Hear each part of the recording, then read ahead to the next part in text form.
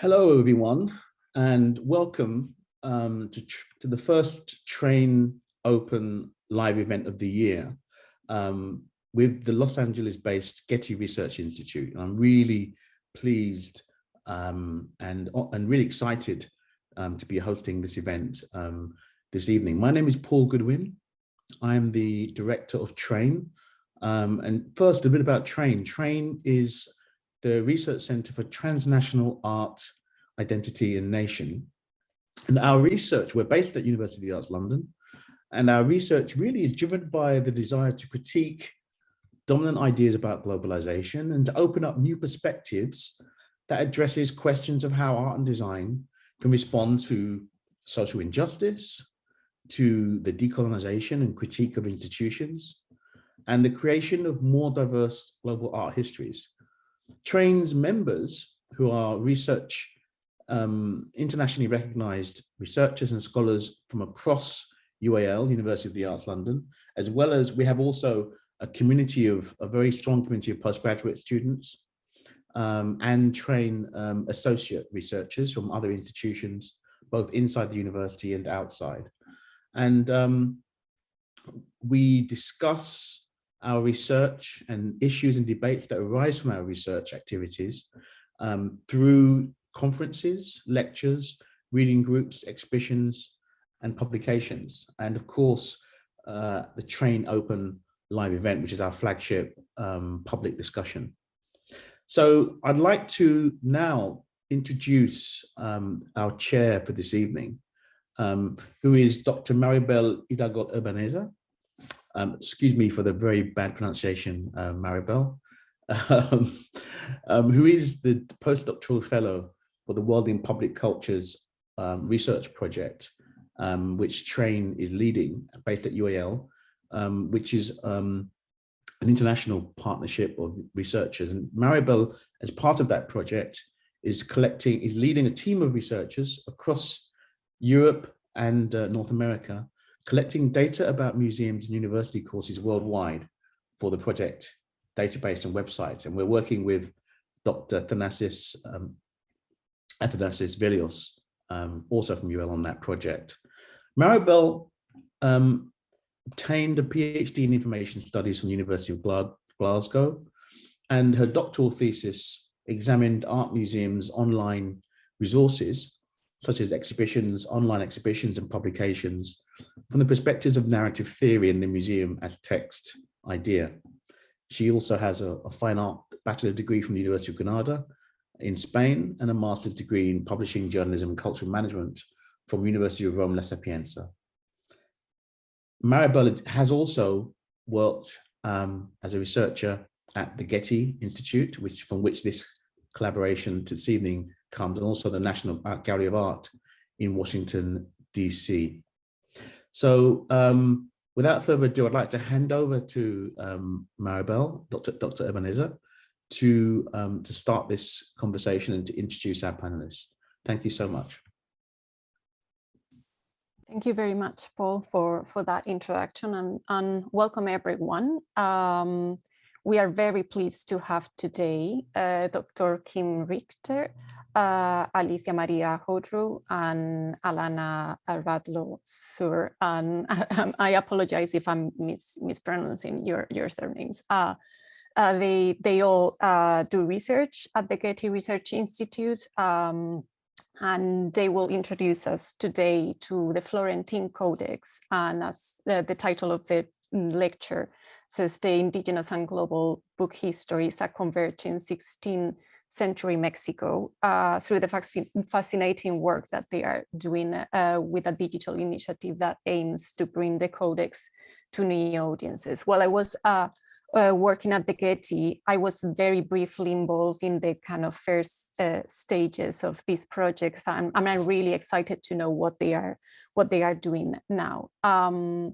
Also wanted to say that for the ones of you who have attended previous TrAIN lectures, these lectures usually address contemporary arts and culture, but as our speakers today will show us, 16th century codex can be enormously relevant to our current times. So just to give you a little bit of context, on May of last year, of 2021, it marks the fall of Tenochtitlan,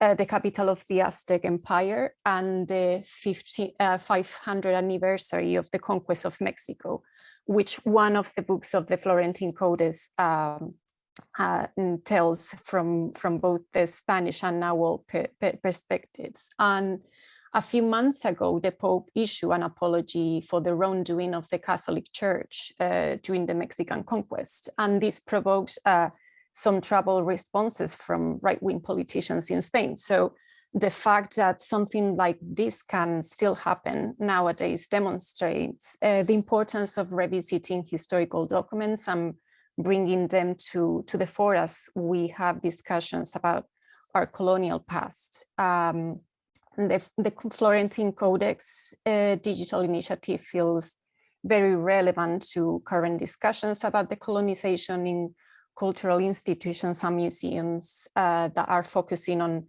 undoing, repairing, empowering indigenous knowledge, epistemologies, and languages. But I won't say more, and I'm going to just like briefly introduce our three speakers. So first of all, Dr. Kim Richter, who is Senior Research Specialist in the Director's Office at the Getty Research Institute. She received a PhD in art history at the University of California, Los Angeles, UCLA, specializing in pre-Columbian arts and archaeology. She was co-curator of Golden Kingdoms, Luxury and Legacy in the Ancient Americas, which was exhibited at both at the J. Paul Getty Museum in LA and at the Metropolitan Museum in New York. And she was also co-editor of the catalog of that exhibition. Next, we'll have Alicia Maria Hodru, who is a senior project manager at the Getty Research Institute. She holds a master's degree in Latin American studies also from the University of California, Los Angeles, where she has researched pre-Columbian and colonial art of Mexico and Peru. And she currently manages two digital research projects. One is the Florentine Codex Initiative, and also another one about pre-Hispanic art provenance initiative. And lastly, but not least, we have Alanna Radlo-Dzur, who is an art historian of indigenous arts in the Americas. She's a research specialist at the Getty Research Institute and also a doctoral candidate in the history of arts at Ohio State University. And her research and her work at the Getty advocates for language revitalization and the creation of open access projects that open archives to empower indigenous communities. So without further ado, please welcome Kim, Alicia, and Alanna. Thank you very much.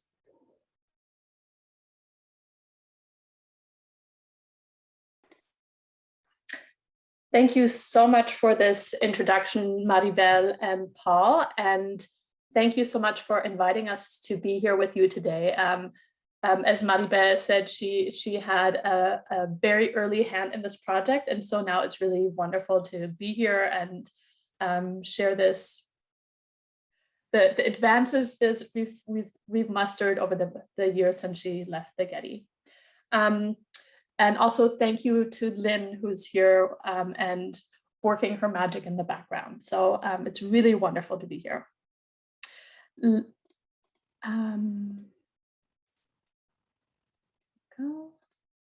we go. So to Mesoamerican scholars like myself and my colleagues, the Florentine Codex is perhaps the most important manuscript. As Mary Miller, our director of the Getty Research Institute, put it once, it's the Encyclopedia Britannica of pre-Hispanic and early colonial Mexico. And to introduce the Codex, I just begin with a very simplified biography. The Codex was created between 1575 and 77 in Mexico City at the Real Colegio de Santa Cruz de Tlatelolco. though compiling the information took 3 decades. And the manuscript was written and painted collaboratively by Spanish Franciscan friar Bernardino de Sahagún and a team of indigenous Nahua grammarians, scribes, and painters. And although Sahagún is usually the one who's credited as the sole author, we know the names of a handful of these Nahua authors and artists, many of whom were trained by Sahagún at the college in Tlatelolco. And I'm listing the names that we know here, because Sahagún himself lists them in one of his introductions. Once the codex comprises about 12 books, roughly 2,500 pages, written in Nahuatl and Spanish and illuminated with almost as many images. The codex was, upon completion in 1577, was sent to Europe, and there it was acquired sometime before 1587 by the Medici family, initially in Rome, and then it was brought to Florence. And since then, it's been housed in the Biblioteca Medicea Laurentiana in Florence, Italy. So we don't have the manuscript at the Getty Research Institute. We're collaborating with the Biblioteca Laurentiana to bring this codex to a larger public. And just to give you a sense of the importance of this work, it was included in the UNESCO Memory of the World Register in 2015. And our work and our initiative started a year later in 2016. The Florentine Codex has, as I said, 12 illuminated books, and it's a bilingual encyclopedic document with 2 columns of text. Spanish on the left over here, and the Nahuatl is on the right. And typically the images are appearing in the Spanish column. The content and structure is modeled on Roman and medieval encyclopedias such as Pliny's Natural History. I'm giving you a breakdown of the different themes of the books. Now, the codex was painted, Maribel was mentioning the importance of sort of like looking to the past and understanding the history. And it's very relevant today, not just because we're celebrating the quincentennial of the conquest of Mexico, but also because it was painted in the midst of an epidemic. And so not only does the codex record the epidemics that were suffered at the time of the conquest, but then also subsequent epidemics. So it's a really important document in terms of health and epidemics in early Mexico. And this is an image from the Florentine Codex showing healers in 1520 attending to people afflicted and dying from smallpox. Sahagún himself writes about the impact of the plague, which is what he's calling it, which in 1576, so in the middle of when they were writing the codex, he sort of steps out of his role of being the editor and sort of tells about the things that he's seeing all around him while the team of people are shuttered away in the colegio and are painting away to finish this codex. They're on a strict timeline. And so he says that many people have died and die every day, and they don't know, of course, how long this will last. And he's recording how long this has been going on, and sort of the numbers get worse and worse. And what I think was especially salient and something that we, could, connect to in 2020 and 21, and again today as we deal with the Omicron surge, is how much the people who are caring for the sick are suffering.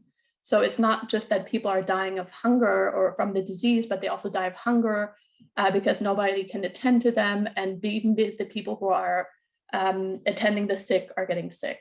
So it's a very relevant and touching passage that we can appreciate more than ever nowadays. key thing to remember about the Codex is that it really is a bicultural document. We don't call it an indigenous document per se, because it's really indigenous knowledge packed into European framework of encyclopedia. And so it's really, you know, transcultural in that sense. And so here what we see is how this encyclopedic information is structured and compiled. So this is, as you see here, this is again the Spanish side and the Nahuatl side. The images appear again on the Spanish side. This particular book is book 11, which is about nature. And here we see how there's a sort of a keyword, the name of one of the insects that we see here with a description. There's a corresponding Spanish text, and then images that go along with the creatures and identify the creatures. Here, just to pull out some of these images because they're so, I mean, they're incredible miniatures. Here we are shown the insects in their habitats. That just provides us additional information. And you can see how these are all almost European landscapes with some indigenous elements within. So the artist carefully provides the necessary details to identify the individual insects. So on the top left image is the pipioli bee paired with a flower. And below is the Nahuatl bee that lives in the hot lands, and this is indicated by a radiant sun. And then on the right is the Xicalpapalotl, where the artist deliberately included the gourd ball as a pictographic sign that indicates the butterfly's specific name.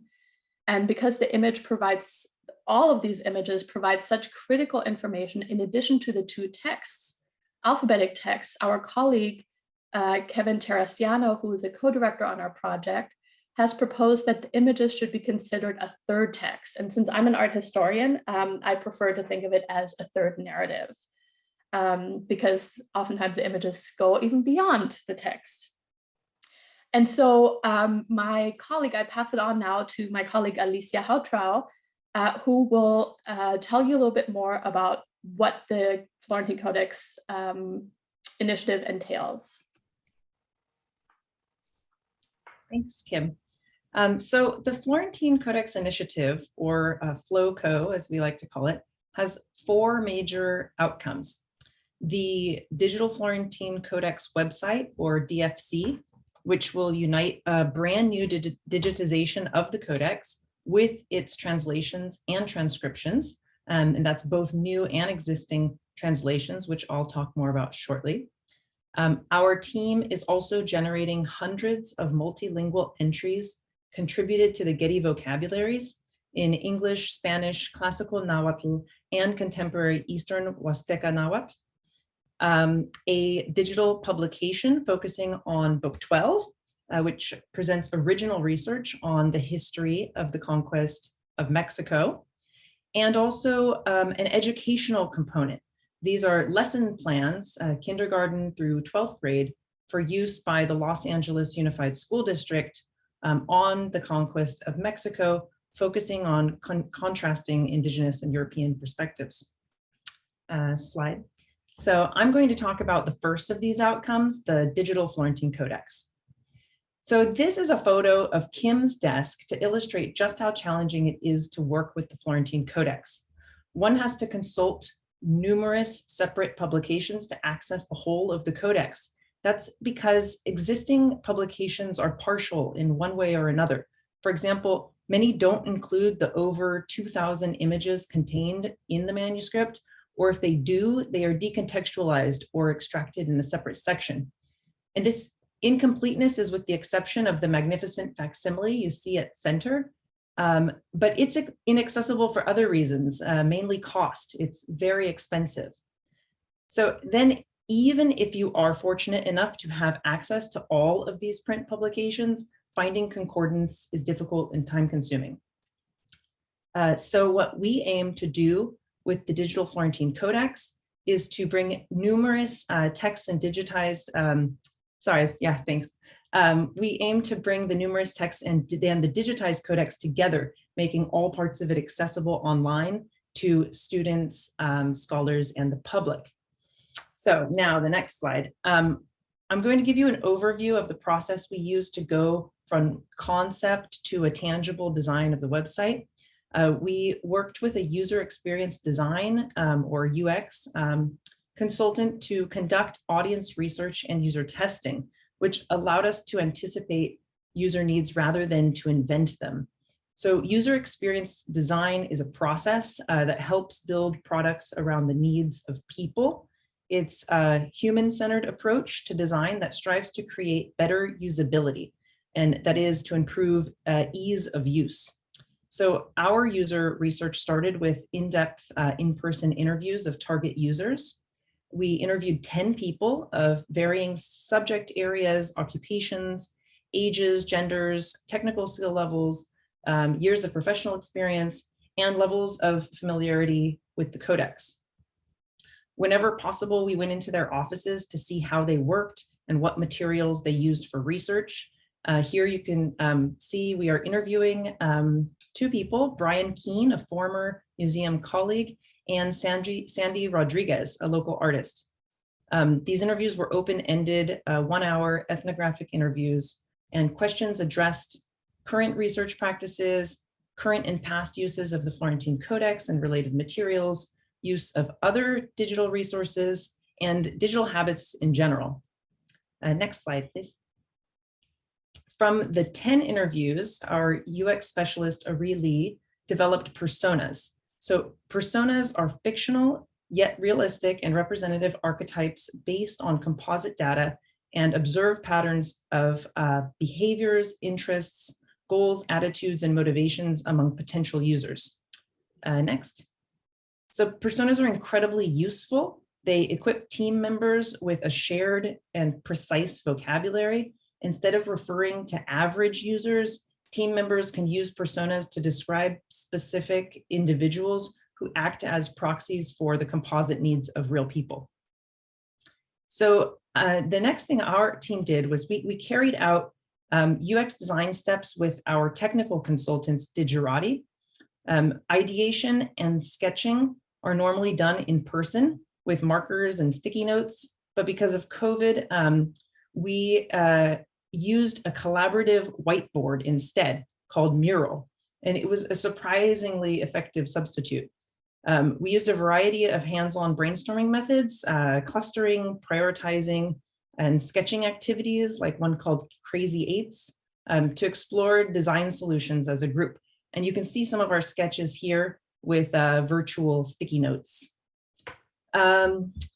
So from the Digerati design team took this input from the ideation sessions to produce highly interactive prototypes. They were rough, clickable prototypes that were developed to allow us to test our ideas and concepts and journeys with actual users.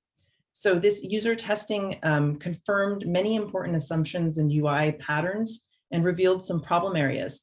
And perhaps most importantly, all of the users that we tested validated that our prototype brought the texts to the images so that users could read, compare, and consider the codex holistically.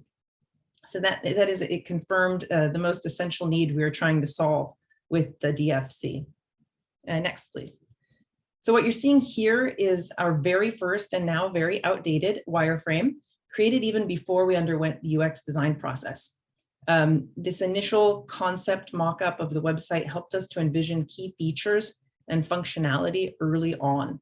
And you can see it included the ability to zoom in on details, turn pages, perform keyword searches for both text passages and images, navigate directly to specific parts of the manuscript, books, chapters, or folios, download JPEGs at a limited DPI, read about the project and the codex, and link out to related resources.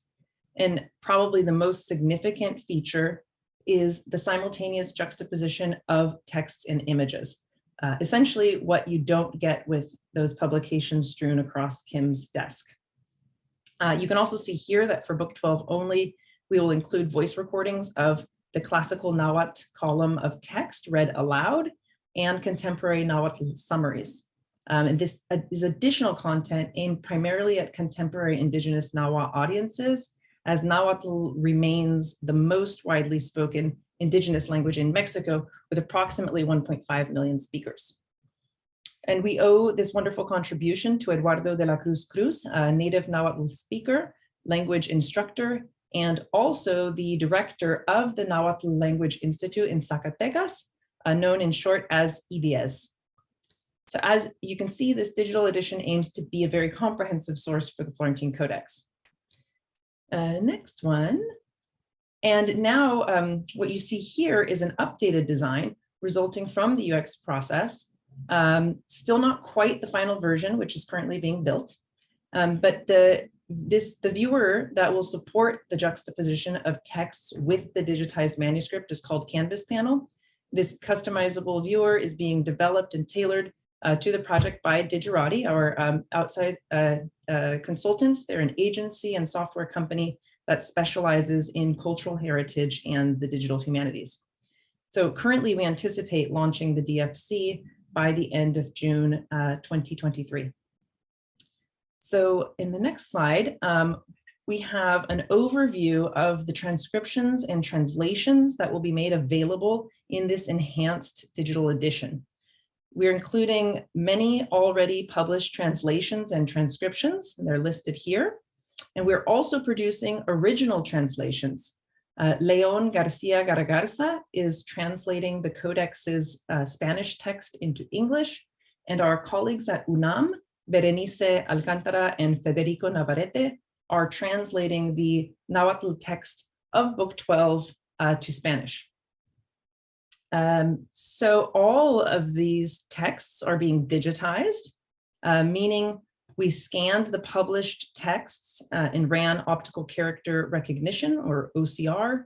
We extracted the text at the folio level and put them into a plain text format with basic markup, as you can see here, and to indicate headings, footnotes, etc. And this is being done for each folio of the Codex. And these texts are now being edited to ensure that no errors were introduced in the digitizing process. So now I'd like to pass it over to Alanna Radlo-Dzur, who will talk about vocabularies and image tags for the digital Florentine Codex. Thank you. Well, thank you, Alicia. We can go on to the next slide. So I'm not doing this work alone, but with my colleague Berenice Gallaman. Our work on the FLOCO project has these two main objectives that Kim mentioned earlier on. The first is to make the images of the Codex accessible and searchable by tagging them with terminology that describes their content and iconography. And the second objective for our team is to contribute those terms that we generate to the Getty's vocabulary program, which I'll discuss in some detail in a minute. So the next slide, please. Our work begins really with the study of the images of the Codex in detail. And because of this 500-year anniversary, we did start with Book 12, which narrates the Spanish invasion. The 161 images of Book 12 are really richly detailed scenes with lots and lots of action. So you can see the wide variety of terms that we generated for a single image. This is the frontispiece, so it's one of the big ones. But we're describing the landscape, the different characters that appear here, the different kinds of animals, plus lots of details like the kinds of clothing people are wearing, the equipment they're carrying, the weapons that the Spaniards bring, all sorts of things like that. So the next slide, please. We built our own database for internal use, actually started by our former colleague, Rebecca Dufendak, to manage all of these data and to be able to associate those tags with each of the 2,000 plus images of the Codex. So the point of these tags is really to be descriptive, but not as interpretive. We have to make some interpretation just in looking at them. But the idea is to create uncontroversial identifications for a longer use life of these terms. And each of those terms has been provided in the 4 languages, 16th century Nahuatl that's used in the Codex, as well as Spanish and English, and modern Nahuatl as it's spoken today in the Huasteca of Veracruz. Next slide. If you imagine yourself as a user who wants to say, find images of dogs, information about dogs that's in this codex. If you go to the next slide, a user would find at least these 5 images just from book 12 where dogs are represented. Even when dogs aren't necessarily mentioned in the text, no matter what language, which of those 4 languages the user might have input, even if they don't know the words Itzcuintli or Chichi in Nahuatl, they put in perro or dog in English or Spanish, they would still be able to come up with these searches. So that's the idea with the multilingual aspect of our work. In the next slide, you can see that behind the scenes, each of these tags actually represents a whole lot of information, more than just the term in each of those languages. So like I mentioned, the translations of the term, at least in those 4 languages, as well as many alternate spellings. In the 16th century, orthography was changing all the time. And then we're also providing, and this is more for the Getty Vocabularies program, these notes that describe how that tag is actually being used, how these terms are being used in this context. So we're separating, this is the actual animal and not some other kind of object also used, what might be referred to by that same name. So this data model allows for a lot of flexibility on the search engine, and because it's designed to be integrated into the Getty Vocabularies program, which is that second objective of our team. So that's the next slide. To give you a quick overview of the Getty Vocabularies program, it's a group of interconnected databases that contain structured terminology. So really they're thesauri that are used to catalog objects in museums and archives all around the globe. These here are the 5 databases that we're contributing to. They're dedicated to descriptive terminology, describing materials and content, all sorts of different kinds of things, the names of individual people or geographic places, individual works of art and architecture, as well as themes, iconographic themes that are found in particular narratives, say a particular cult dedicated to a deity or historical events, those kinds of things. So they're kind of grouped into these different databases. We have this opportunity here to integrate all of this non-Indo-European terminology into this structure initially generated exclusively for the use of European art. Our contributions are broadening the focus of these vocabularies, which is part of the goals of the Getty in general, in order to create a much more multilingual, multicultural, and inclusive tool. And so while the work of generating the tags is very important to the DFC, the Digital Florentine Codex website, in reality, it's also true that in the long run, the greatest impact of this project may actually be this contribution to the Getty Vocabularies because of its longevity. It was founded before I was born and will continue long after I'm gone. And its global reach also extends far beyond this intended lifespan and the singular focus of the Digital Florentine Codex website. So the next slide, you can see here, we have many different kinds of entries that we're providing. These are maybe the easiest ones where there's terms that already exist and all we're really doing is translating those terms. So here you can see there's a word for woman in every language around the world, right? So we've just added the Nahuatl terms for these. And these are some images that show the kinds of tags that we're generating here. So these are a group of words that we've contributed to recently. And the next slide.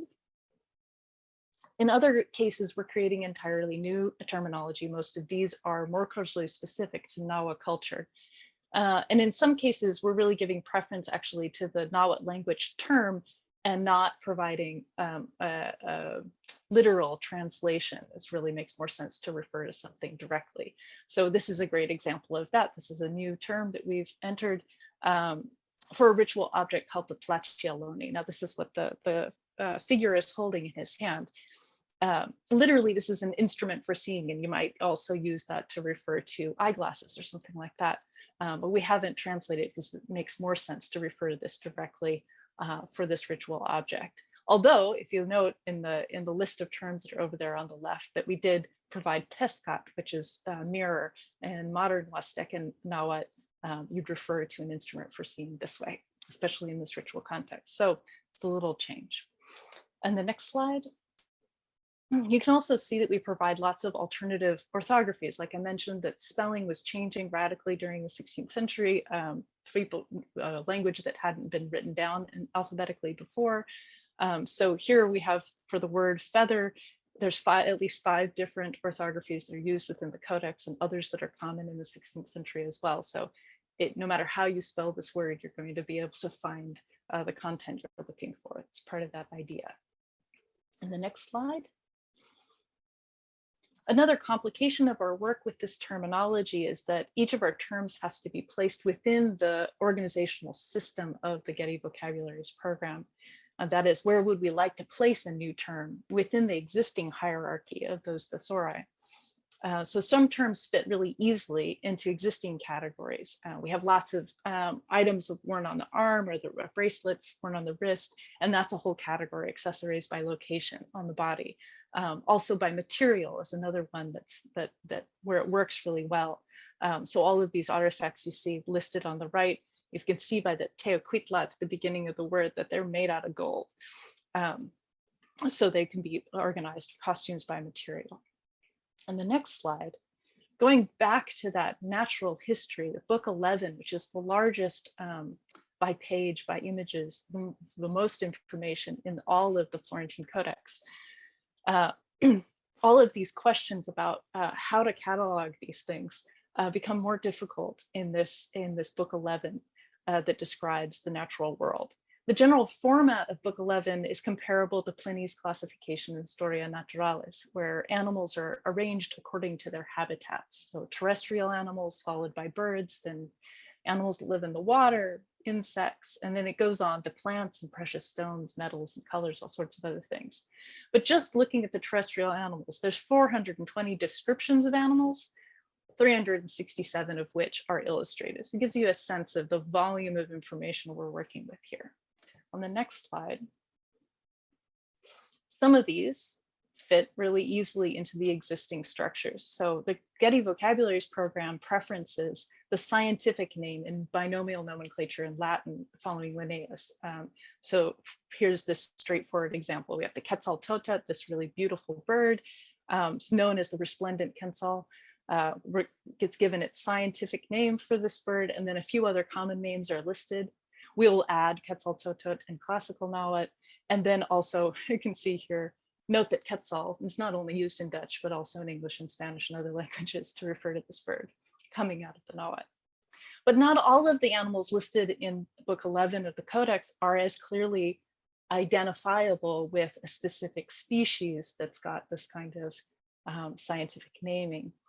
And yet we have to figure out how to include them into Getty vocabularies, into this structure. So this question remains, where do we put those animals? How do we discern a more culturally specific strategy for organizing this kind of information? That's right, next slide. So without venturing into their symbolic or ritual use, some of the most obvious categories that are suggested by their Nahuatl language names for these animals develop into these kinds of, these are four sort of big umbrella categories. They're names that describe the colors or patterns that appear on the animal, their design, their shape, their body parts, their size, how large or small they are, their habitat or their environment, and then more sensorial elements having to do with their smell or their movement or what they sound like. So for those animals that are not associated with a known species, where we can only provide the name and the description based on what information we have in the codex itself, we believe these kinds of characteristics could be used as a starting point for a classification. So on the next slide, we have some examples to illustrate this kind of idea of how we could group animals by their names referring to a particular shape. So the snake on the left, Metlapilcoat, is shaped kind of like a mano. It's this long object like a grinding stone used on a matate. The fish in the center is compared to a shield in its name. It's a chimal michin. The chimali is a shield, michin is fish. These worms on the right are similar to the little bones that are found in the earth. They're literally called earth bones, tlal omit. So these are examples that highlight the idea that the these kinds of names illustrate already an already existing system of classification that's based in analogy. On the next slide, we can see that this becomes a little bit complicated. For example, here we have an armadillo, Ayotochtli in Nahuatl. This is composed of the word tochtli, which means rabbit. You can see his big ears there. And then this root ayot. Now, the root ayot could correspond either to the gourd, ayotli, or to a turtle, an ayot. And in fact, in the codex itself, the columns of text in the Nahuatl and the Spanish contradict each other. So one says it's the gourd and the other says it's a turtle. And it's true that probably the two words for ayot and ayotli actually have a common origin, referring again to that shape and the hardness of the shell that surrounds both the turtle and the gourd, right? And that's also being applied to the armadillo. But without knowing for sure where this is coming from, it makes it a little bit more complicated. Where do we place this in that hierarchy? Going on to the next slide.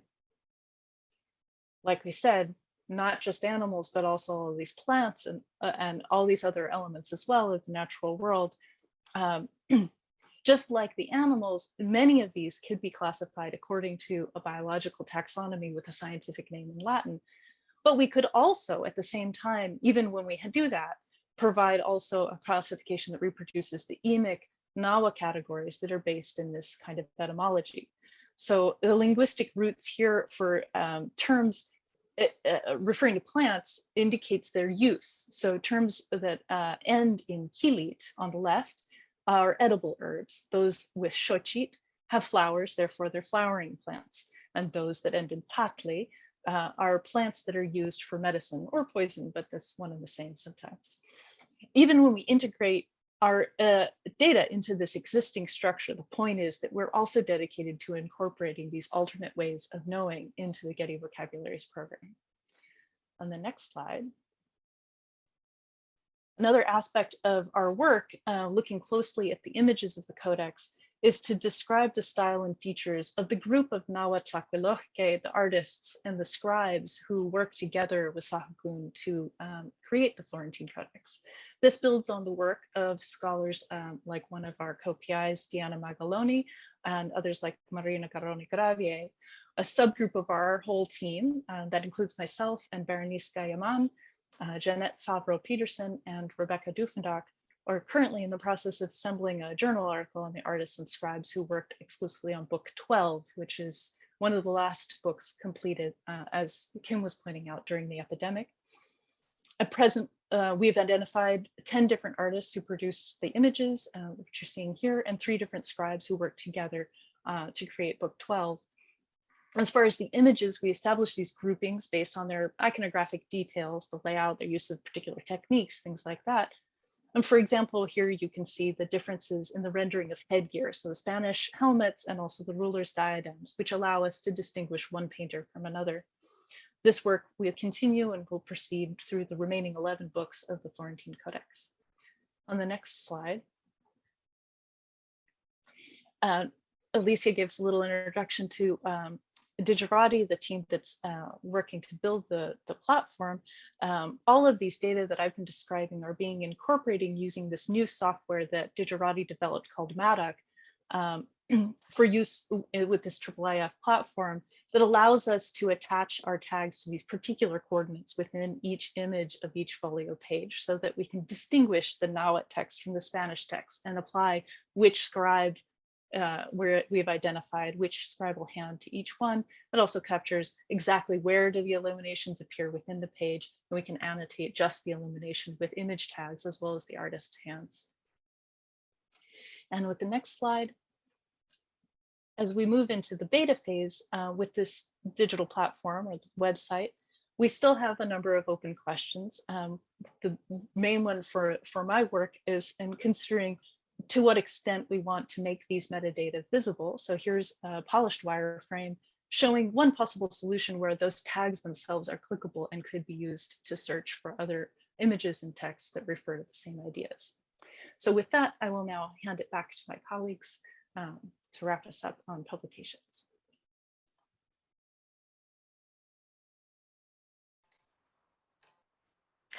So So on the one hand, we have the digital Florentine Codex, but another outcome is a digital publication that focuses on our research on Book 12 of the Florentine Codex, and this publication will be called the Florentine Codex's Book 12, Nahua Visions and Voices of the Conquest of Mexico, Tenochtitlan.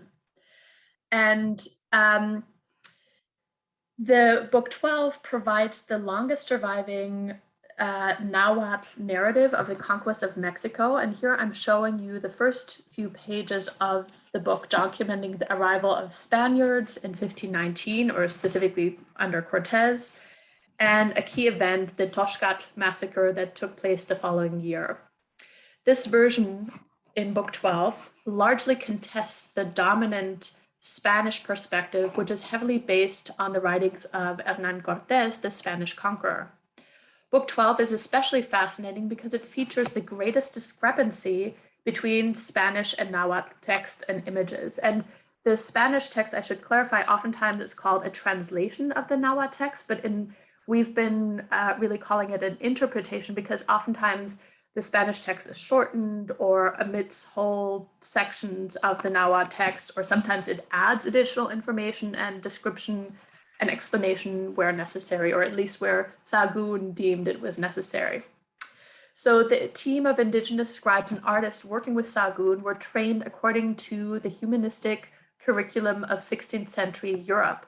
This meant they were fluent in Spanish, Latin, and Greek, familiar with the most important classical and medieval texts housed in the library of the Colegio, and exposed to the artistic traditions of Renaissance Europe. Additionally, they were fluent in Nahuatl and indigenous literary and pictorial traditions of central Mexico, which had a vibrant tradition of art and poetic ritual language before the conquest of Mexico. They used this bicultural knowledge to document and effectively and powerfully capture their perspective of the conquest and register it for the historical record.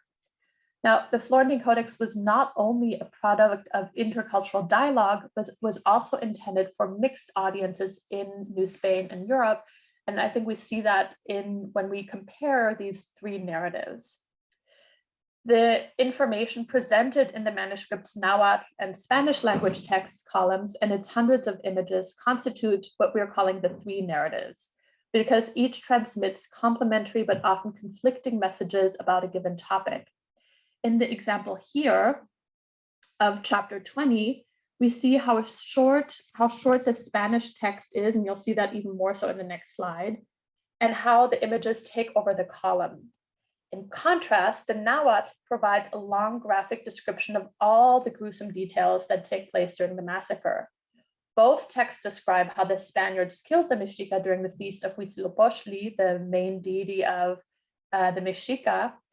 However, whereas the Spanish text briefly and matter-of-factly states, quote, they cut off the hands and heads of those who were playing the instruments, end quote, the Nahuatl text enumerates all the horrors in visceral detail. And I'm going to read a passage, so brace yourselves. This is really gruesome.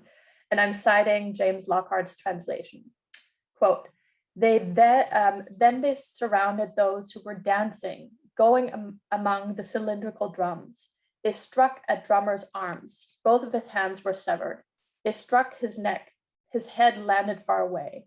Then they stabbed everyone with iron lances and struck them with iron swords.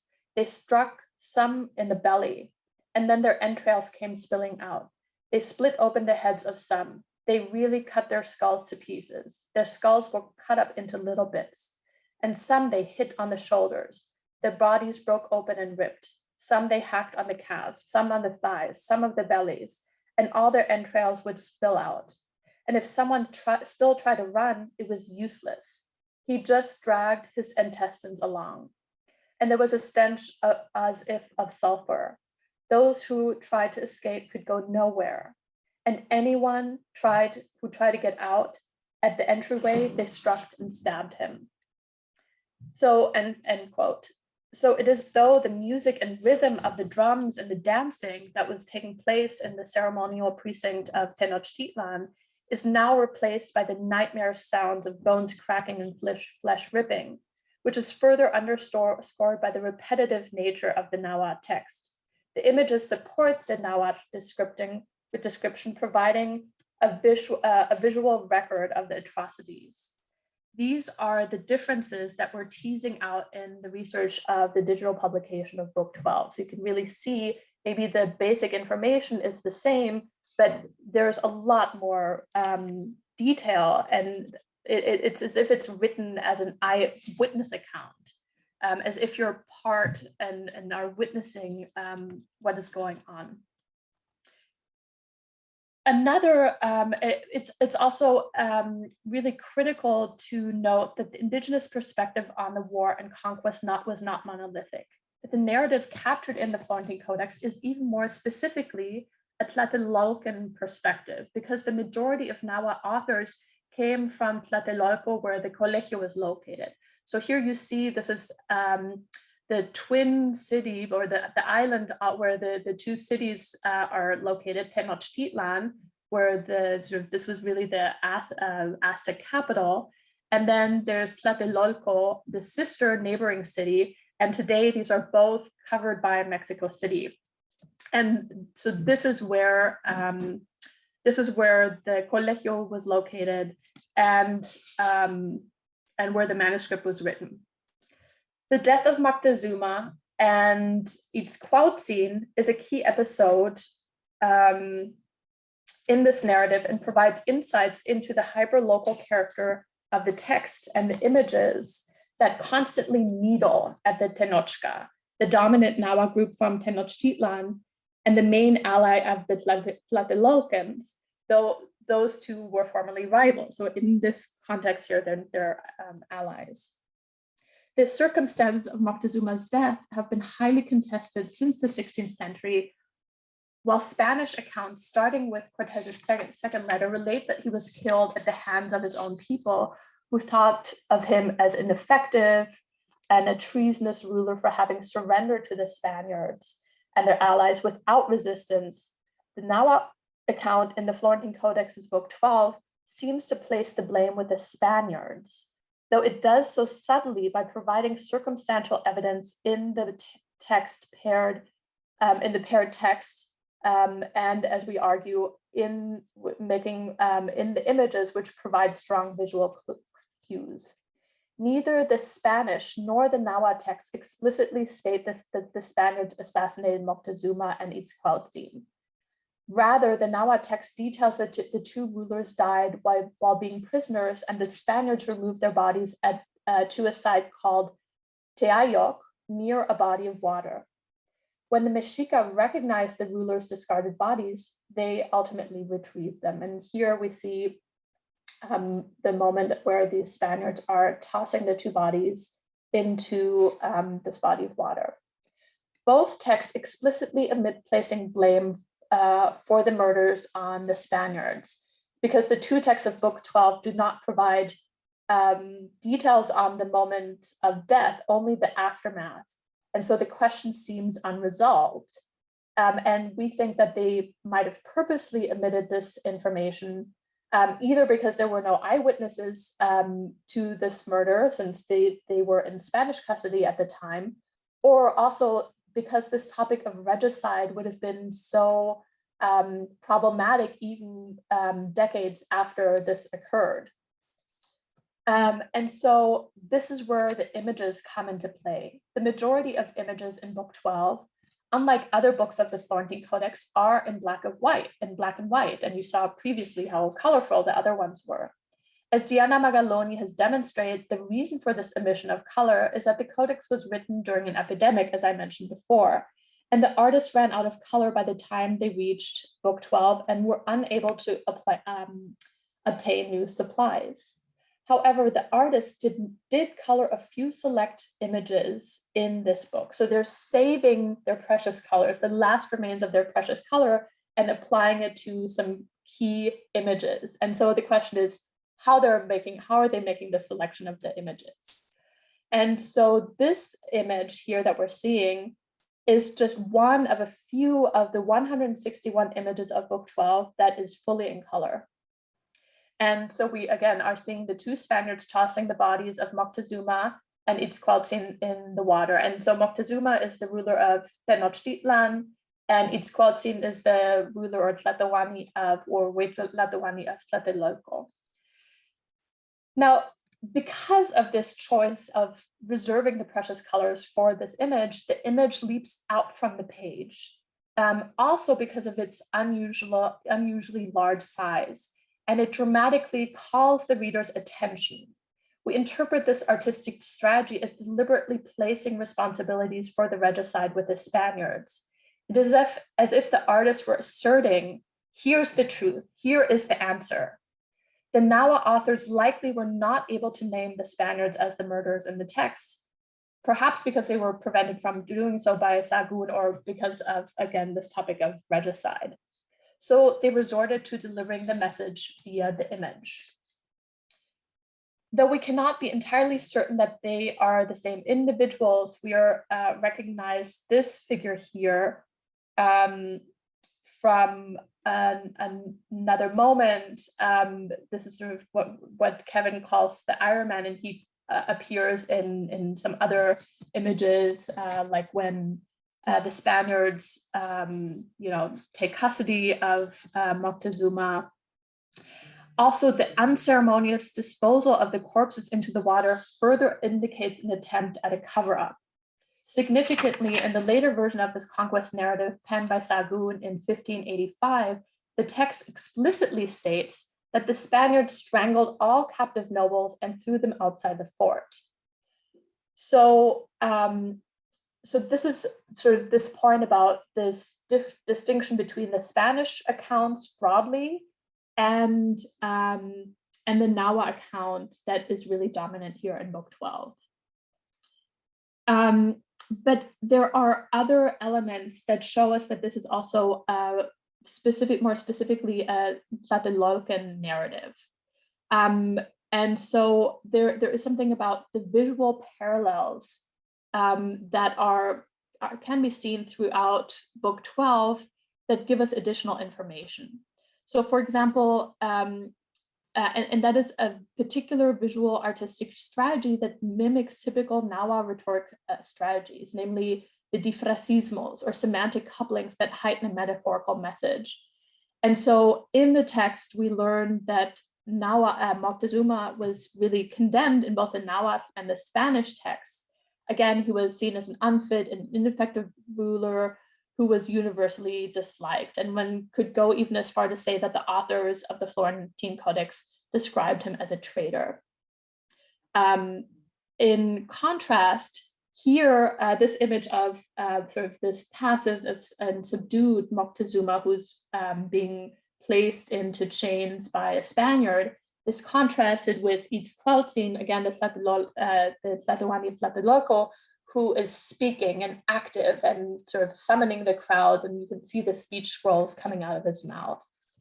And so these types of paired images, and so his activity puts Moctezuma even to greater shame. So visually, these parallel and paired images underscore this contrasting narrative. Moctezuma's weakness is full on display when he is put into iron, and here we have the active Itzcoatl scene. And then the damning contrast is then when, after they are thrown into the water, the treatment of the two bodies is very distinctive. And this is really appearing on a one-page opening. So you can see in the text sort of emphasize this contrast as well. So Moctezuma's body is taken to a secondary temple in Copolco. It's sort of not the big main temple, and he's unceremoniously and carelessly placed on a pile of wood to be cremated. Even though cremation is customary, he's sort of like just thrown in there on a pyre. And the text offers the unpleasant details that, quote, Moctezuma's body lay sizzling, and it let off a stench as it burned, end quote.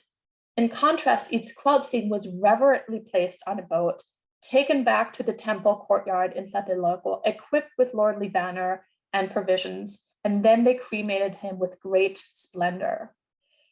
And you can see how he's properly outfitted and dressed in his royal garb, and the people surrounding him are, you can see the tears coming, and they're in front of the main temple of Tlatelolco. The deliberate parallels in the text and images convey the message that Moctezuma, in contrast to Itzcoatzin, was despised and therefore treated unceremoniously in death. While there's certainly a moral message underlying this textual and visual rhetoric about good governance and rulership, one must also recognize the political nature of the text and the political biases of the indigenous authors and artists who composed the text and the images. As mentioned earlier, the Florentine Codex was completed in Tlatelolco by Tlatelolcan authors and artists who worked closely with Sahagún to create the work. It is thus not surprising that Book 12's narrative has a much more favorable view of Tlatelolcan actions than their allies, the Tenochca of Tenochtitlan and their ruler Moctezuma. Book 12 is therefore not only contests the dominant Spanish version of events, but it also specifically celebrates the Tlatelolcan resistance to the invasion and war by the Spaniards and their allies. So it's sort of, in a way, a micro history of what we have here. Taken on their own, the images tell a compelling version of events. And so for the digital publication, not only are we expanding on these sorts of rich distinctions between the three narratives, but we also plan on highlighting the images and highlighting that they on their own tell a narrative of these events, and that they're not just illustrating the text, they are a proper narrative in their own right.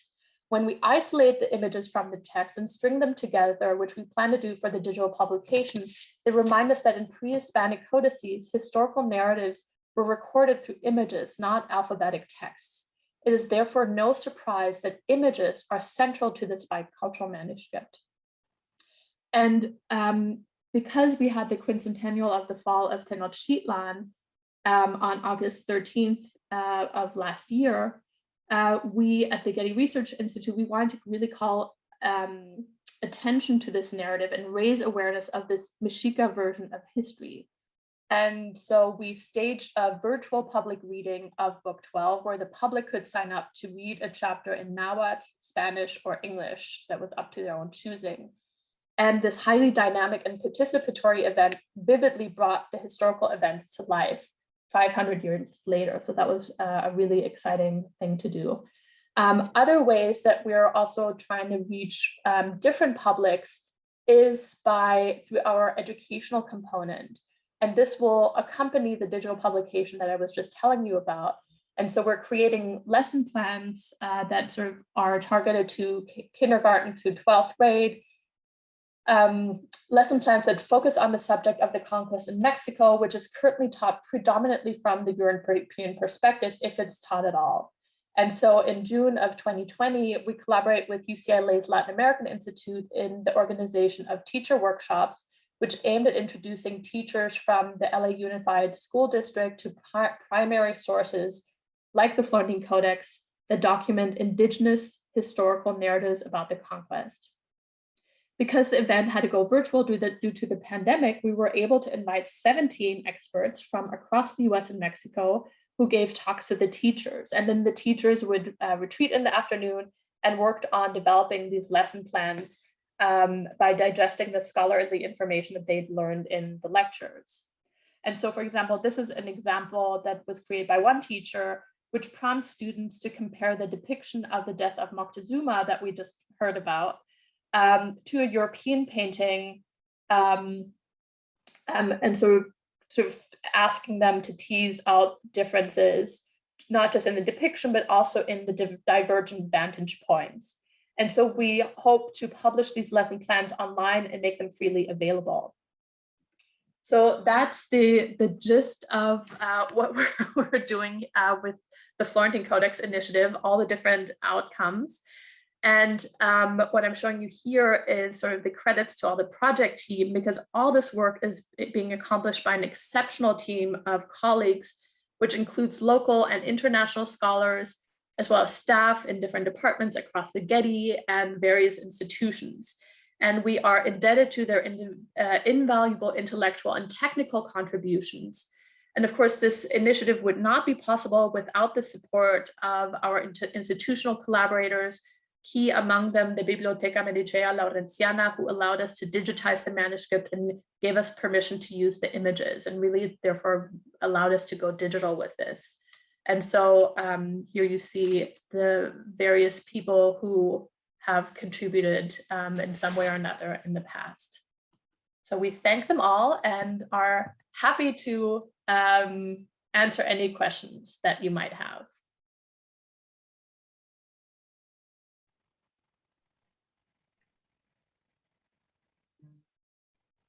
Thank you very much for an amazing presentation. It looks like we've got already one question.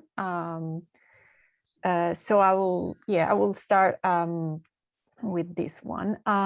So yeah, Professor Oriana Badley, who is like a former, one of the founders of TrAIN, and she specializes in Mexican art. So I'm going to read it aloud. Also, I believe attendees could ask their questions if they want, like in person. I can allow them to talk. So if someone would like to ask their question live, I believe that could be a possibility as well. But yeah, returning to the question from Oriana, she says, thank you, a fascinating project, and wonderful that you are giving proper attention. And she says, like, as someone who had to depend on Anderson and Dibble when working on a PhD in the 80s, to the images within the codex. Could you say more about how you are noting the relationship of some of these images components to pre-Hispanic pictographs and toponisms? So I want to hand this over to Alanna, who's done a lot of work on toponyms, but I will just say that when you saw the images where all the images were lined up, the idea is that that is sort of like a navigational device through the digital publication, where you can click on it and then get more information about that particular image. And where there are toponyms, and there are several places where there are toponyms in Book 12, each image then is paired with a description, about 250 to 500 words, like a little catalog entry for each image, where we call out those issues, such as relationships to pre-Hispanic precedents, but also European comparisons, and sort of look to other codices and placing the images into a broader context.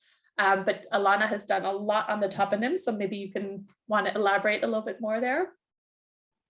Certainly, yes. To add on what you're already saying, actually, is that I know Jeanette Peterson and Berenice Guyman, and with some assistance from me as well, really went through all of the toponyms that appear, especially in Book 12 for that digital publication. There's actually a short article that's just on that topic. I think will be a part of that publication to identify those. But there are a lot of instances of hieroglyphic, kind of glyphic writing that appears different images throughout, especially as Diana Magaloni has written about eloquently on the, when because of the pandemic, pigments became difficult, like toilet paper became difficult to find. The Tlatelolco started to use, the painters started to use images that referred to colors, so that the colors can be described even in black and white images. So in those kinds of places, we definitely, those are definitely a part of the tagging that we're doing. And like I say, where, there is some interpretation that is always inevitably there, but in these ones where they're uncontroversial to identify them, that's all included absolutely in the tags. And toponyms are basically pictures that are either rebuses or stand in, they're visual puns that refer back to language. So For example, Tenochtitlan comes from the word Tenochtli, and so or Nochtli, and so they are putting visually together the word, but then they're puns. So basically, they're writing the name out with images. So it's a pictographic language, but they refer to language specifically. So they're not just images or a depiction of Tenochtitlan, they're representing language. So sometimes it's iconographic, but sometimes they refer to syllables. And so they sort of like have these little composite images that refer to a name of a place. Sometimes also, name of a place, the toponym.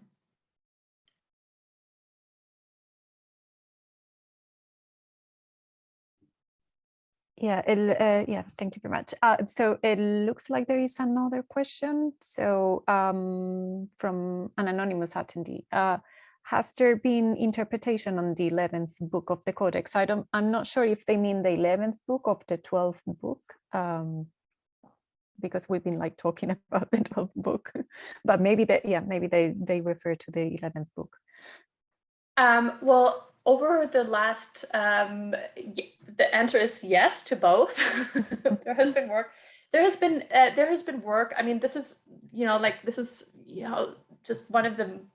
There's been a lot of work on the Codex, but I think what has typically happened is that people have gone in and sort of like used the Codex, rightly so, as an encyclopedia, where you go in, you pick out a chunk of information that relates to your research topic, and then you integrate and say, here's the proof. It's written in Sahagún's Florentine Codex. Again, Sahagún's Florentine Codex, because that's how it always appears in the bibliography. We hope to change that and giving really name to the indigenous authors. And then it's sort of like, here, it's written in this encyclopedia, therefore it's true. Or they do an analysis to say that maybe it's not so true. I don't want to simplify how the Florentine Codex has been used. But I think what was really groundbreaking, especially about Diana Magaloni's work, and then other people who've worked broadly with the manuscript, is to see it as a historic document and to think of it as sort of like giving this document a biography and placing it into the context of its making. And so then thinking about the process of making the Codex and the editorial decisions that were made. So there were also previous drafts of the Codex. And so the way that knowledge and the recording of knowledge was negotiated between Sahagún and his collaborators. And so this is a watershed moment when historians and art historians have been asking different questions of this manuscript. And this is something that we're really, again, together with Diana Magaloni, who was really seminal in that sort of shift in thinking, among others, to really bring the wealth of this whole manuscript to bear on research, and to make it easier for people to understand not just the Nahuatl text, but the Nahuatl text in relation to the Spanish text and in relationship to the images, and vice versa. And so yes, there's been research on all the books. Of course, in the last couple of years, there's been more and more research published also on book 12 of the Florentine Codex, at various depth and lengths. We, for example, I think our big contribution is that we're really, really honing in on the images.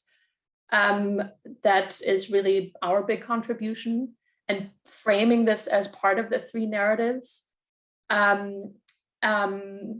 And as for book 11, there also has been done research. So there's, of course, a lot of people who work with botanicals and, foodways and things like this have looked to book 11, which is the natural history. So it deals with the animals and the plants and, foods and recipes, etc., from central Mexico. And so again, people have picked out bits and pieces here. But I think there is a lot of room to do with going deeper on book 11, but it's very, very hard. And so this is what Alanna was sort of getting at as well, and that other colleagues who've also worked with us on the past on this book, like Alison Kaplan, have noted, that really sort of the identifications and connecting the Nahua identifications and words and names and images of these animals, it's really hard to identify them one-on-one with Western scientific names, because how do you know that this particular bee named Nahuatl really is this particular species of bees, right? Like it's very hard to do that. In some cases that's been done, in other cases not so much. Can I jump in there, Maribel? Yeah, please. Yes. Yeah, this is the question, I think, to the group. I mean, really, really rich, powerful project, which I'm ashamed to say that I didn't know much about until Maribel told me about it. And I think it should be much better known, I think, because as you pointed out in your presentations, there is so much about this project that speaks to our contemporary moment where we are now. It's not just a historical project. It actually is very much about how we live today and some of the key questions about indigenous forms of knowledge and alternative forms of knowledge. And some of these questions are questions that we are working with and struggling with at TrAIN and in the World in Public Cultures project. So there's a couple. What I wanted to, I've got loads of questions, but I'm going to boil it down to one to each of you in a way from your different perspectives and your different relationships to the project, which is, how do you deal with the politics? I would call it the politics of translation in the project, right? So you kind of framed it as, these three narratives, right? There's three narratives. Are they parallel narratives? Do they carry the same weight? One of the most powerful parts, Kim, of the presentation was when you actually read out the account, really disturbing and powerful graphic account of violence. Yeah. Because of course, in these, you can probably see what I'm getting at in my question.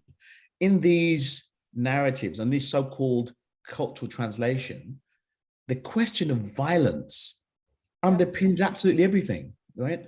Yeah. I mean, so in terms, I know it's more complicated than that, because as you pointed out, there were different,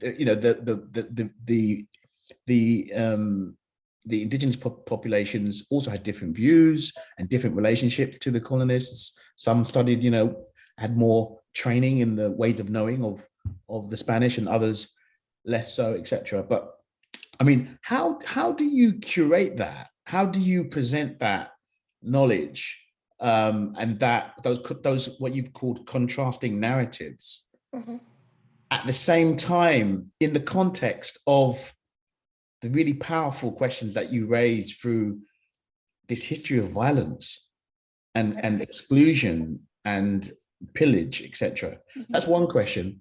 And then I guess the part of that, so in a way, how do you curate that within the public presentation of the project, right? Through the publication, through exhibitions, or through public, for how you're going to present that information through the education program. How do you present that? What's the, what kind of methodology of comparison do you have?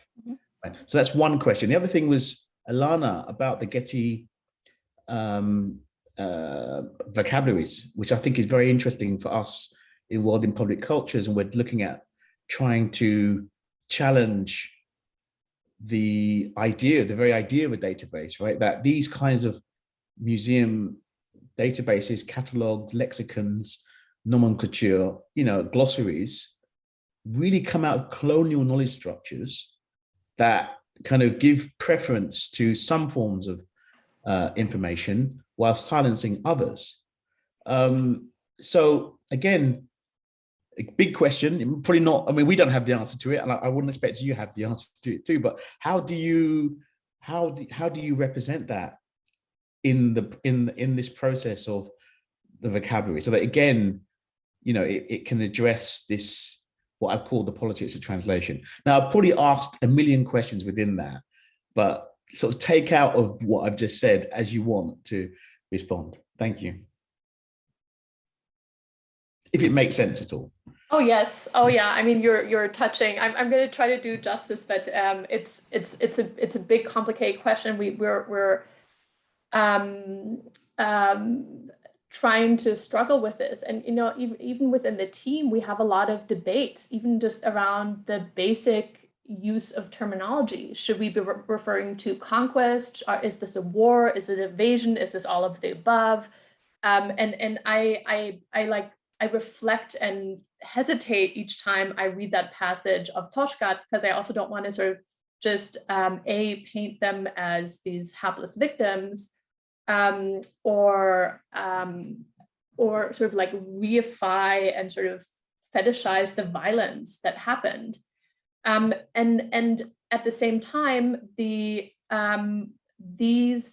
and this is where I'm referring not to Sahagún, I'm referring to the Nahua authors now who penned this, and they deliberately did this as a historical record. And I think it's, they are very clearly placing responsibility here. And this is one of the reasons I'm reading this. And so 500 years later, it's really important to recognize this violence because it's still continuing to this day. It's not that this is something that happened in the past. This is continuing to this very day. And like and I'm not talking in Mexico, which is far away from you, or in Guatemala, or in the Amazon region, or in any. It's also here in this city of Los Angeles, where there's a huge Latino, Latinx population, Hispanic population, but also indigenous population. And so I think the violence, if we think about it, that's being perpetrated today is for these children to go into class and hear from their teachers how the heroic Spaniards came and brought civilization to their ancestors. That is, I think, where the violence lies.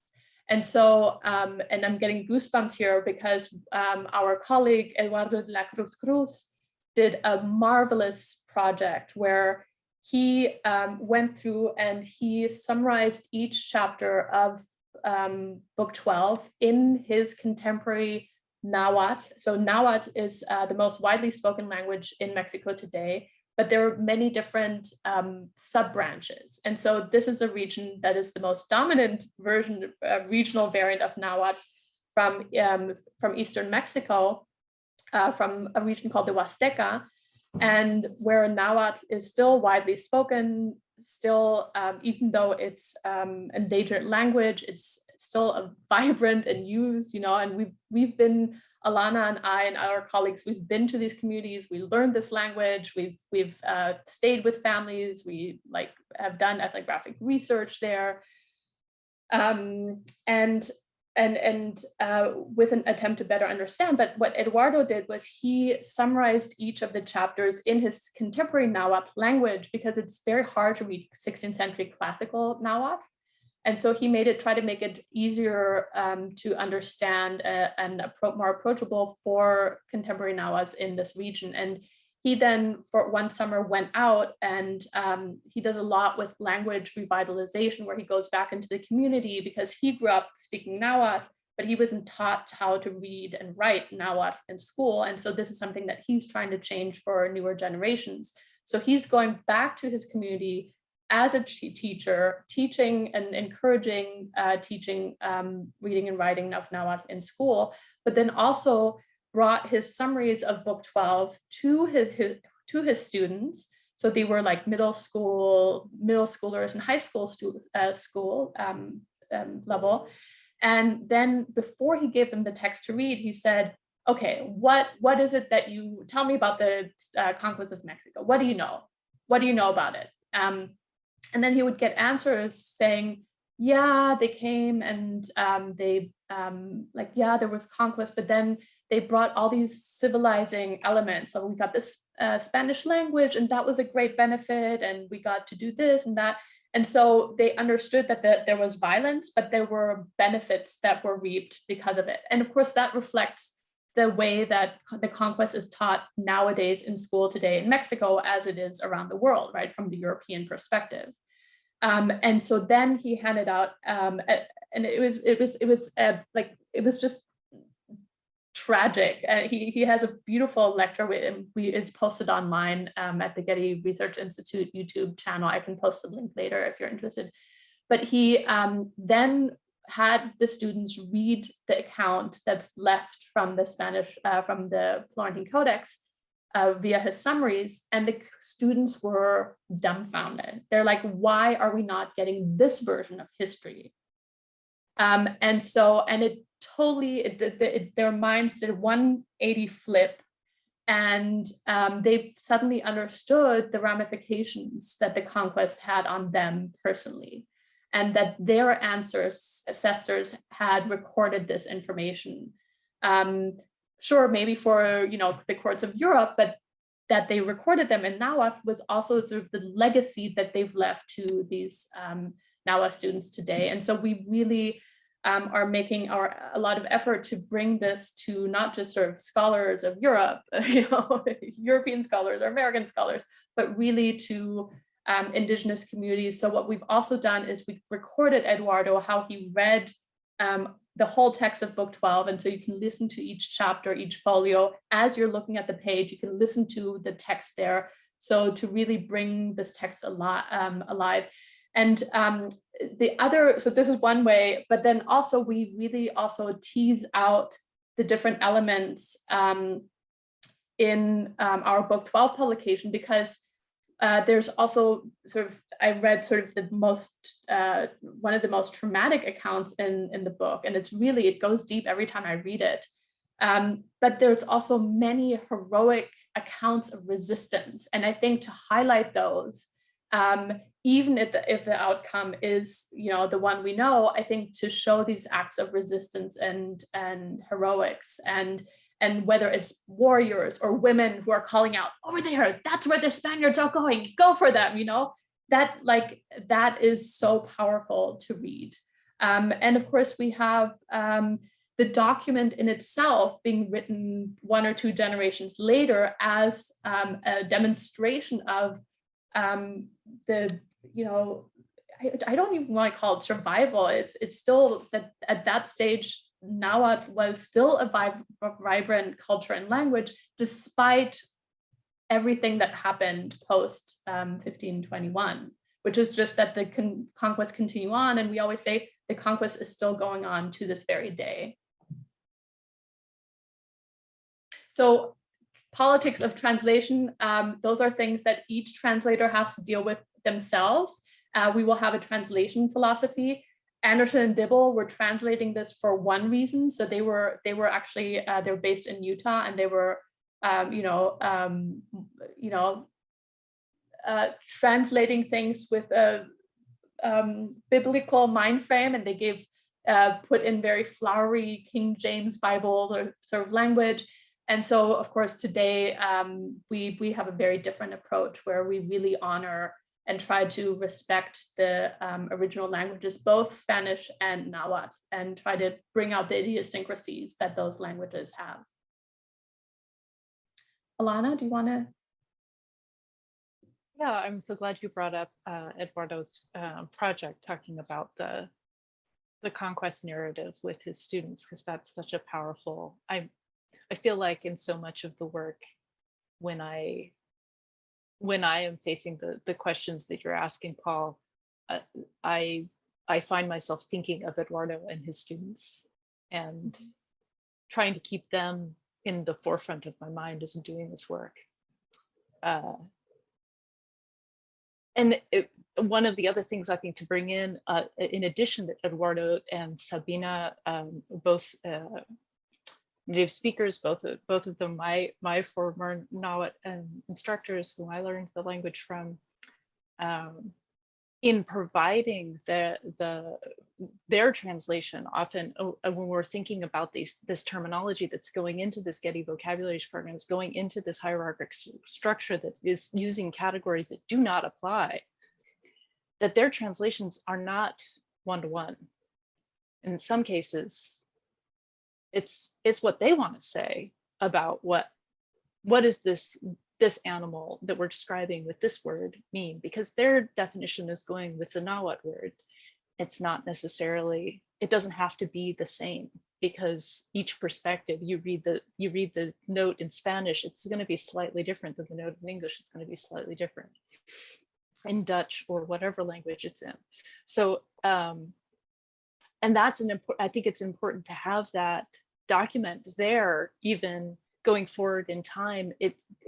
Those definitions that we're providing are going to be a wonderful source, just like the Florentine Codex is in some ways, of this accessing how is this knowledge being interpreted in this period of time, right? And I think the wonderful thing about this project that Kim has spearheaded, and part of what Alicia was even talking about in interviewing the different possible users, but thinking about the high school student, the high school teacher, the artist, the scholar, that by having this project freely available online, it's making it possible for everyone to have access to all of these different narratives, not just one. And so I think it's really important that it is freely accessible, that it provides that resource in all of these different ways. There's all these different ways to access the information, and that different things are going to speak to different people, and different people are going to take away from it. Sometimes people are going to be impacted by those stories of atrocities, and some people are going to be impacted by the moments of resistance, and some people are going to be impacted by how beautiful the butterflies are, right? Like all of these things are, I don't know if they're of equal importance, but they're all important to our understanding of this period of time and this culture, and how we're responding to it now, just in that same way that Anderson and Dibble's translation of the Nahuatl text has an artifact of the time period and the context that they were working in. And each of the successive transcriptions, there was another question that came from the audience of, are there copies that were made of the Florentine Codex? And yeah, from the moment it arrived in Europe, there's copies being made, but sometimes it's only the Spanish text. Sometimes it's only, there's copies of some of the images that get used in other artworks. These kinds of, it becomes a source, and it's a fertile source. And it continues to be that as we're redeveloping it yet again into a new format for the future audiences. And I'm seeing Joanne's comments, and I think she's absolutely right. It's a huge responsibility that we're very aware of. We are, and I think we were in a way, I think by giving the broadest possible access to the codex itself, right? I would like to think we're living up to that responsibility. So on the one hand, of course, we're doing our scholarly analysis of book 12, etc., but also giving direct access to this manuscript where these voices from the 16th century can speak directly to you. I think that is how we're living up to that responsibility. And the lesson plans, of course, they will all have to be coordinated specifically to the individual age group, right? We're not going to have, like third graders read about the Toshkat massacre, but like that might be maybe something more appropriate for senior high school students.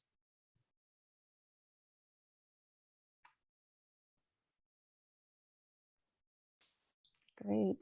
It looks like we are running out of time, but have lots of questions and answers in the chat. I mean, I don't know, like, I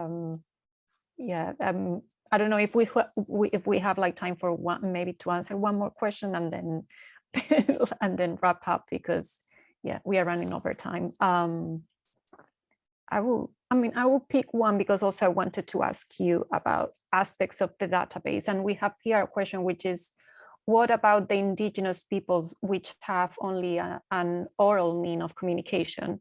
What would you suggest in terms of a database which could store their culture and history as well as their language?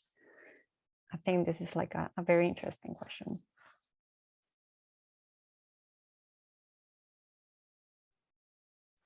really a challenge for thesauri like the Getty Vocabularies program, but there are other communities that are creating archives of ways of knowing that are captured in oral histories, and depending on the community, you know, certain level of access where only people within the community have access to those recordings. In some other cases, it's more expansive. So there are many different ways of creating a digital archive of those kinds of knowledges.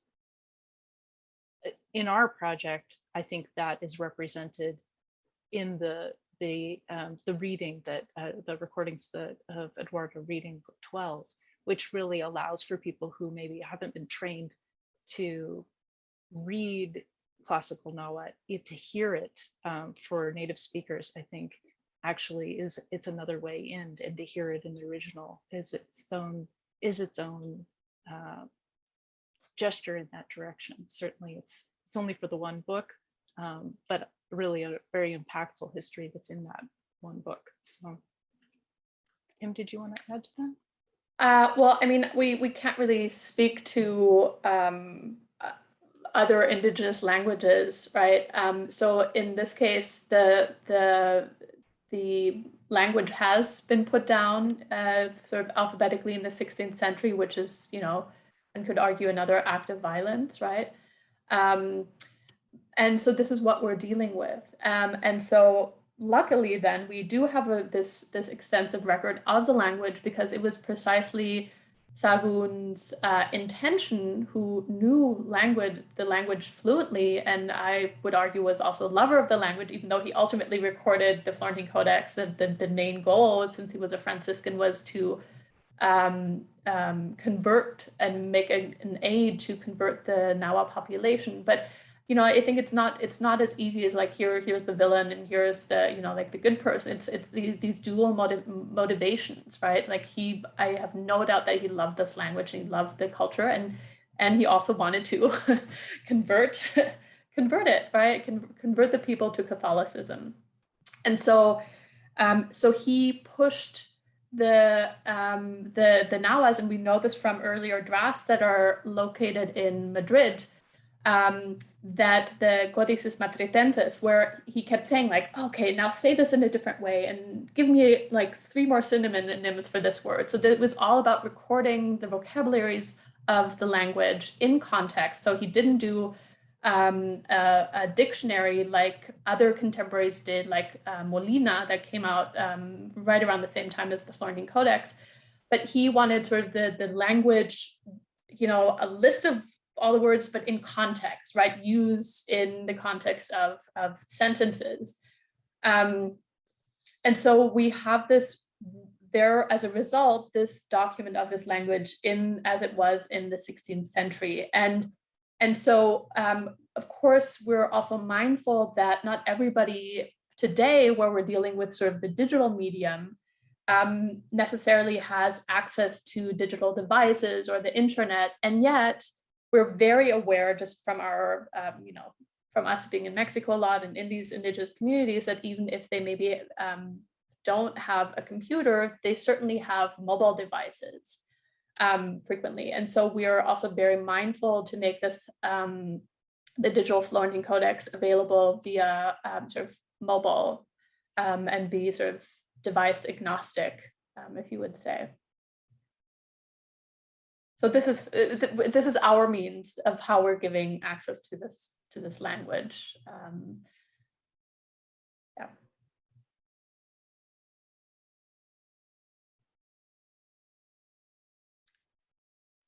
Can I ask one really quick question that's been bugging me, which is about the object itself, and whether there is kind of, what are the politics around that? I mean, given the fact that the object was produced by, you know, indigenous knowledge producers as well as, you know, European. I mean, is there any sense that does it travel? Is there a sense of, is there a question of restitution? Does that apply here? You know, is there a politics around the object? It travels in very limited ways. So we at the Getty, we had books, the 12 books are bound into 3 volumes, and we had volumes 1 and let's see, was it 2 out here? Both times for exhibitions, and then another volume, volume 3 was at the Huntington. So it travels in a very limited way for special exhibitions. We already had this project going with them, so I think that was sort of like the added bonus. This is why we managed to get the codex the second time. And we really were keen on having it here as part of this exhibition that I did, Golden Kingdoms, specifically because we have such an enormous or significant indigenous population here, including of Nahua speakers. And so my hope was always that like the Nahuatl would come up in full force and, you know, see the document, which, you know, of course I can't go up and say, hey, are you Nahuatl? But I know that a lot of Latinx people came up and saw the show and saw these manuscripts. The politics are such that, yes, it was fully commissioned by and paid by the Franciscans.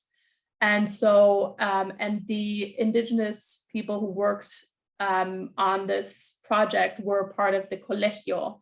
And it was intended very specifically to be sent to the Spanish crown.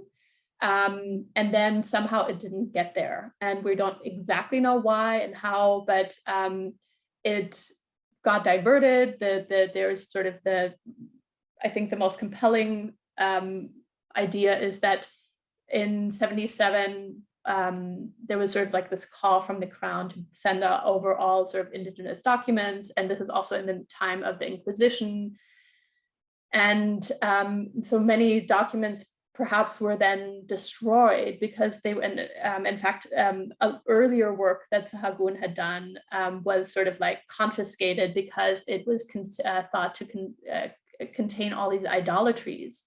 And eventually the church or the Franciscan order determined to let him have his material back. You know, it's sort of a little bit like, you know, shifting, you know, the senior leaders of the church shifting at the top. And so in one moment he has some beneficiaries and the next moment he doesn't. And then he comes back to having beneficiaries that support this project. And so he gets all of his material again, gets a lot of funding again, and then manages to finish this thing in a really rapid time, right, just in the moment so that the manuscript can be set on the next boat to the King of Spain. And then one of the theories is that another Franciscan sort of like absconded with the manuscript and took it to Italy so it wouldn't be confiscated and perhaps destroyed, and brought it to the Medici, who were book lovers, and sold it to them. And we always in our team, we talk a lot about, you know, that the Medici in a way safeguarded this manuscript and saved it from being destroyed by the Inquisition.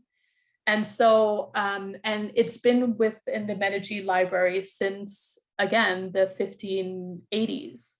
And so I, just by the contemporary politics, of course, a lot of things there's calls for restitutions for all sorts of things, even if they left before, you know, in the 1970s, when you have the UNESCO treaties about, you know, patrimony.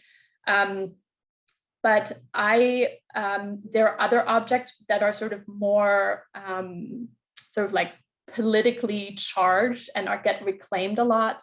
I don't think, Alanna, I mean, maybe you know, I don't think that has been really quite the same case for the Florentine Codex. And the Mexican government and the Biblioteca, they've worked for many decades on sort of, you know, making copies and facsimiles. So the facsimile that we always work with up until now was actually produced by the Mexican government in 1979.